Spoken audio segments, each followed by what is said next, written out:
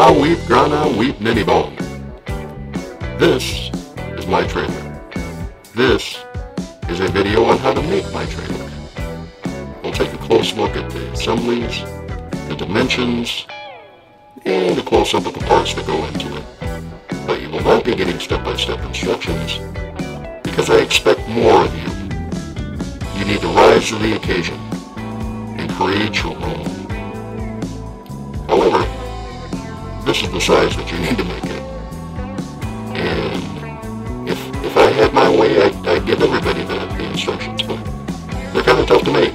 I mean, come on, man. I'm almost done. So here's my trailer. It took a while to figure it all out, but yeah, I'm finally breaking down and making a how-to. So this is just really a closer look at the parts that were involved, the assembly of them, and kind of give you a good idea of what you need to make it around the same size. As you can see, you can load pretty much all of his accessories here in the back, pretty comfortably too. You can also probably cram a couple minifigs in there if you were so inclined, and if you wanted to kind of treat Optimus like he was a Diaclone. If you don't know what a Diaclone is, yeah, I'm not gonna be the bean guy to tell you. Just go do some research. I'll give you a little history here. So, Takara back in the early '80s made what became Transformers, but over there it was Diaclone. The reason the early Gen 1 G1 Transformers have cockpits is because they used to carry little figures, and they weren't exactly sentient robots like what they are presented in Transformers and Diaclone. They were more of a mecha that people piloted. But you know, stuff came over here, storylines changed, but there's still some weird little holdovers in the whole thing. So like Roller, when we all got him, of course, Transformers never came with any figures, so we didn't have any clue. We were just left with some strange appendages that we had to figure out what was going on with. But Roller could fit a couple figures inside the cab there. There's the dark blue areas, they could each fit Diaclone pilots. Yeah. But one of the things you're going to want to pay attention to here in this video are thicknesses and different ways bits are assembled. Like I said, I'm not going to give you the keys to the kingdom. I'm not going to make this easy for you. If you really love Transformers, you really love Optimus Prime, this is probably the most straightforward way for me to make it easy for you. As easy as I want to make it for you.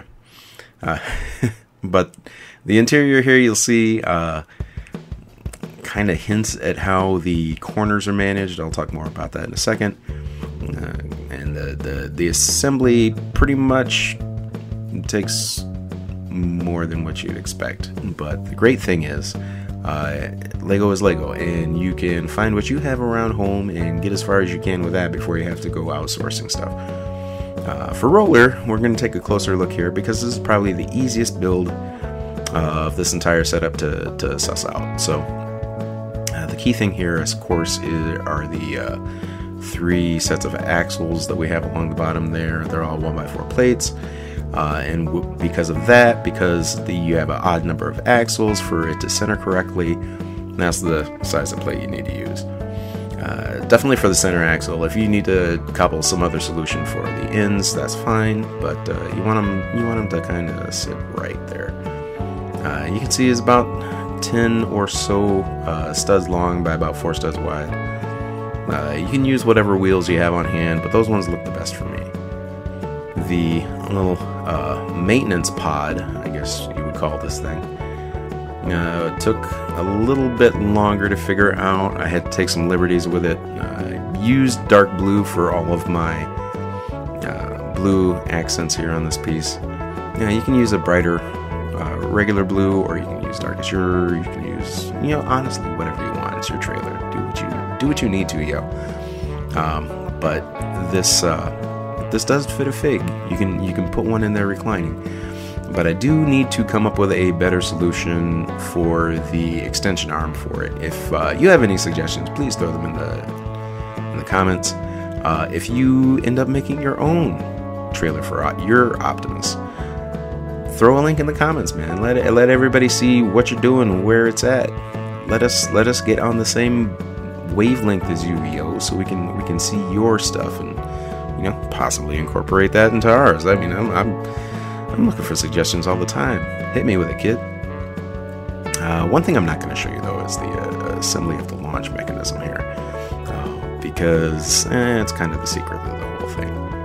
But I'll give you an up close. I'll drop a couple hints, but I'm not going to just tell you straight up what it is. It does function well, and it is repeatable motion, and it might involve a couple of springs. So we're going to take a closer look here at this panel, just so you can see how it's all put together a little closer up. And like I say, pause where you need to. Take notes. I've got dimensions listed here. You can obviously see what parts I used. Some of the stuff you can't see though are the corner assemblies a little bit. So you can see there, I got the 1x4 brick with 2 plates on top of that. And so then when you sandwich that other plate onto the side, you know, at that perpendicular angle, it's supported well and it doesn't want to wobble. It's braced in there quite nicely and tight.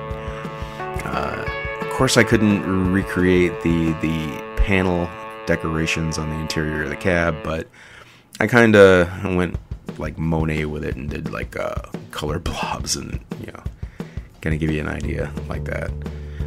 So it makes an impression, really, but it's not an accurate representation of the circuitry and gadgets and whatnot. But these panels on the exterior are kind of key. The way I have them set up was 1 to 6 wide, and then the other one complementing on the side is 8 wide. So then you get that magic number of 14, which you want to have for the trailer height itself. And then I alternated those, of course. Take a look here, more at the trailer bed, so you can see kind of the breadth of the whole thing. And of course, yeah, that piece did not did not go in right for me. That often happens with these inverted slopes. It's like if there's one piece I mess up in a set build, it's going to be that one. And then, you know, I'll find it a week later and then roll my eyes and kind of slap my forehead. But it never does any good. I still do it. The side supports, you'll get a better look at those more towards the end of the video here. There are a couple things that you could do to embellish the trailer. There's a couple things I'm probably going to do to embellish my trailer. I kind of want to put running lights on it eventually, so not going to be too tough to handle that with the studs that are on the outside. The back bumper here is really minimalistic, but you can see the clips there that hold on the trailer. Oh, I had the name of it right on the tip of my tongue. Tailgate, yeah, that's it. Sure. But you can see the 1x2 little bar plates that I used there on the side for the clips to clip into. The undercarriage assembly, so the trucks for the wheels and the stand for the stanchions, 6 wide underneath. And then you're going to want to kind of dial in the height a little bit. You can pause here to figure that out. The wheels that I used for the back of the trailer, I bought the Shelby GT350 and swapped those out for some white rimmed ones, which look amazing on the Mustang. But I needed to get the black rim ones for this. Now I have Technic discs on there, on the wheels there in the back. Now I do have some of the printed Prime ones on order, but they got to arrive from Billund. I finally decided to just go ahead and order them. The bed here is kind of the backbone of the whole thing, so that's kind of where, if I were you, I would start with that.